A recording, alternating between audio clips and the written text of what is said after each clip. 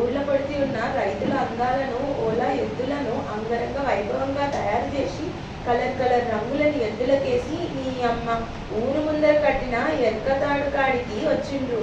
ఓలా వచ్చి ఇక ఓ 5 సుట్ల తాడు గర్మిత ఇట్లా తీర్చిండ్రు. ఇక ఈ కార్యంను చూడడానికి ఊరు మంద్యాల గుంపులు గుంపులుగా వచ్చిండ్రు.